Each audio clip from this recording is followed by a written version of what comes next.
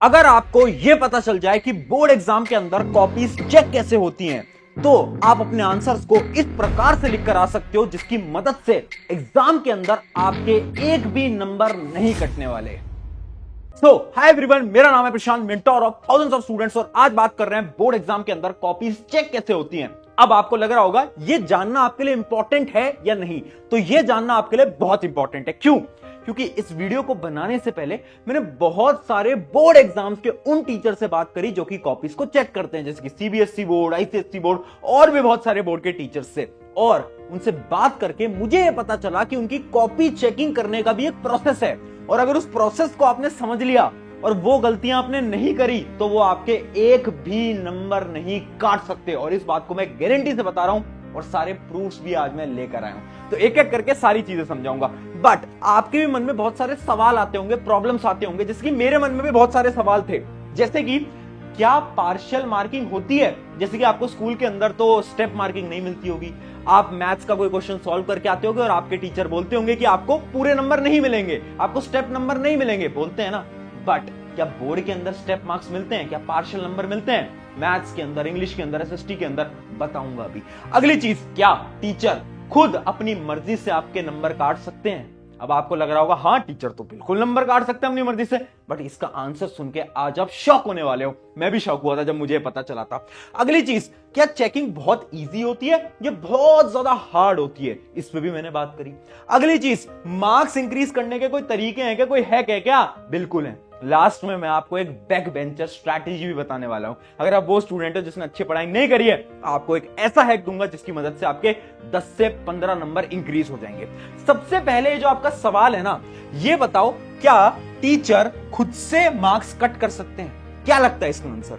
इसका actual answer है नहीं, टीचर खुद से नंबर नहीं काट सकते। सुन के शॉक लगा, बट ऐसा क्यों होता है? ऐसा इसलिए होता है क्योंकि बोर्ड एग्जाम के अंदर आपके टीचर्स को, जो कि आपकी कॉपीज को चेक करते हैं, उनको कुछ इस प्रकार की आंसर की मिल रही होती है। जैसे कि मैं एक आंसर की आपके सामने लेकर भी आया हूं। यह आंसर की आपको भी इंटरनेट पे मिल सकती है, आप सर्च कर लो। जैसे आप सीबीएसई बोर्ड के स्टूडेंट हो तो जाओ और सर्च करो, है ना, कि सीबीएसई बोर्ड आंसर की, तो वो आपको मिल जाएगी। तो ये जो आंसर की होती है ना, ये हर एक टीचर को दी जाती है। मान लो एक बोर्ड एग्जाम का टीचर है, वो बैठा है, तो उसके हाथ में आंसर की होगी, जो कि बोर्ड एग्जाम सबको भेजता है, हर एक टीचर को जो कि कॉपीज को चेक कर रहा होता है। और उन टीचर को इसी आंसर की के अकॉर्डिंग कॉपीज को चेक करना होता है। यानी वो अपने मन से तुम्हारे ज्यादा नंबर नहीं काट सकते, उनको इन पैटर्न को फॉलो करना पड़ता है। अब पैटर्न क्या होते हैं समझा देता हूं।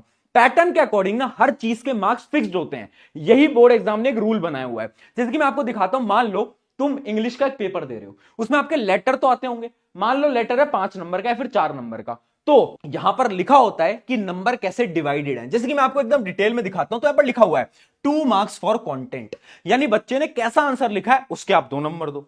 उसके अलावा आपको 2 नंबर देने हैं एक्सप्रेशन के, यानी कोई ग्रामेटिकल एरर तो नहीं है, अगर है तो 1 नंबर टीचर आपके यहां पर काट सकता है। क्यों? क्योंकि ऐसा रूल बनाया हुआ है। उसके अलावा 1 नंबर मिलते हैं किसके, कि उसके आइडियाज क्या है, उसने अपने आइडियाज को कनेक्ट कैसे करा है लेटर को लिखते समय।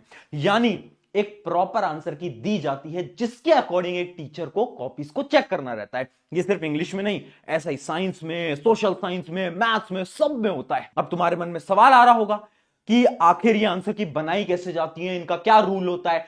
तो इसका रूल होता है कि जितने भी आंसर्स होते हैं वो एनसीईआरटी से लिए जाते हैं। यानी मैं आपको एक और एग्जांपल दिखाता हूं, देखो। और यहीं पर ही मैं एक बहुत अच्छी ट्रिक देने वाला हूं आपको। ट्रिक ये है ना, always right answers from NCERT. हमेशा आंसर, वो जो तुम्हारी किताब है ना, उसके आंसर तुम लिख कर आया करो। क्यों?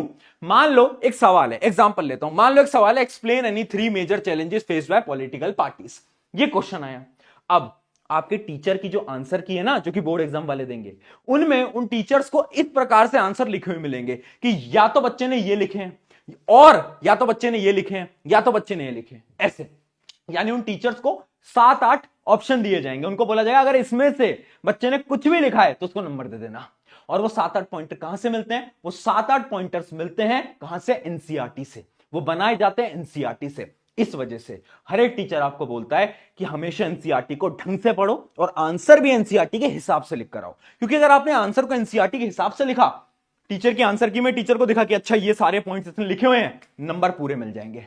बट अगर पॉइंट आपकी जो एनसीईआरटी से बाहर का है और टीचर को उनके आंसर की में नहीं मिला, तब प्रॉब्लम हो सकती है। तो बहुत इंपॉर्टेंट पॉइंट है, हमेशा पढ़ाई करो एनसीईआरटी से, आंसर को याद करो, एनसीईआरटी वाले आंसर को याद करो, क्योंकि चेकिंग ऐसी होती है। ठीक है, अब बात करते हैं आपका एक और डाउट, भैया क्या जो पार्शियल मार्किंग है वो हमें मिलती है स्पेशली मैथ जैसे सब्जेक्ट में, फिजिक्स जैसे सब्जेक्ट में? तो इसका आंसर मैं आपको विद प्रूफ दिखाता हूं। इसका आंसर है यस, बिल्कुल मिलती है। अब मैं आपको आंसर की दिखाता हूं मैथ्स की, जैसे कि एक क्वेश्चन आया होगा प्रोबेबिलिटी का, तो यहां पर देखो साफ लिखा है, अगर एक स्टूडेंट ने यहां तक सही कैलकुलेट करा है तो उसको 1 नंबर दे दो।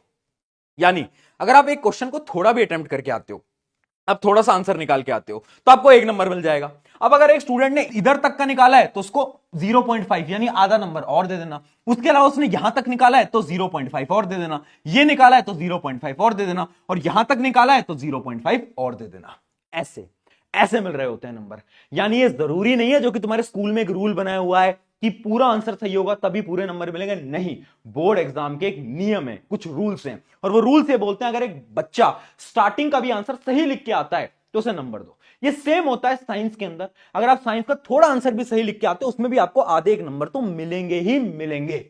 यानी स्टेप मार्किंग होती है, घबराने की बात नहीं है। अब यहीं पर ही आपके मन में सवाल आ रहा होगा कि पेपर की जो चेकिंग है वो हार्ड होगी, इजी होगी, कैसी होगी? चेकिंग होगी आसान, बहुत आसान, तुम्हारे स्कूल के 10 गुना आसान होगी। ये मैं क्यों बोल रहा हूं? क्योंकि मैं बोर्ड वाले टीचर से बात कर चुका हूं, सब बोलते हैं कि चेकिंग बहुत सिंपल होती है। स्पेशली बोर्ड एग्जाम्स के अंदर चेकिंग बहुत आसान बनाई जाती है, स्कूल के कंपैरिजन में तो बहुत आसान होती है, तो घबराने की बात नहीं है। अब मैंने उन सभी से पूछा क्या कोई हैक है, क्या कोई ऐसे तरीके हैं जिससे स्टूडेंट मार्क्स इंक्रीज करे? तो उन्होंने बताया कुछ हैक्स, और वही सारे हैक्स में क्या है अब आपको दिखाने वाला हूं। सबसे पहला आ जाता है प्रेजेंटेशन हैक। देखो हर एक टीचर ने सिर्फ 2 बातें बोली। पहली बात, अटेम्प्ट इन ऑर्डर। एक लाइन याद कर लो, आपकी नोटबुक चेकिंग में टीचर्स जितना कम समय लगाएंगे ना उतने ज्यादा आपके मार्क्स आएंगे। यानी मान लो आपकी एक कॉपी आई, उसमें आपने एकदम ऑर्डर के अंदर सारे क्वेश्चन को अटेम्प्ट कर रखा है। एक टीचर ने वो कॉपी देखी, उन्हें लगा वाह यार टिक टिक टिक टिक, और उन्होंने 5-10 मिनट के अंदर आपकी कॉपी पूरी चेक करके रख दी, तो आपके नंबर ज्यादा आएंगे।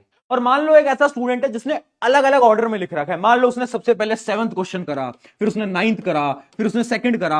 अब टीचर को क्या होगा, बार बार क्वेश्चंस के नंबरिंग को, ऑर्डर को देखना पड़ेगा। उससे क्या होगा, टीचर भी इरिटेट होगा, और जब टीचर इरिटेट होता है तो ऑटोमेटिकली आपके नंबर डिक्रीज हो जाते हैं। ऐसा होता है, ये प्रैक्टिकली होता है। इस वजह से मैं बोल रहा हूं हमेशा क्या करना है, ऑर्डर में अटेम्प्ट करो। देखो जैसे ये एक स्टूडेंट है जिसने क्या करा है, 1 और 2 एकदम ऑर्डर में है, साफ है। टीचर आएगा, टिक करेगा, आगे बढ़ जाएगा। जबकि एक स्टूडेंट ने क्या करा है, 3, 2, 1 उल्टे ऑर्डर के अंदर अटेम्प्ट करा है। इसमें बहुत बड़ी प्रॉब्लम होती है।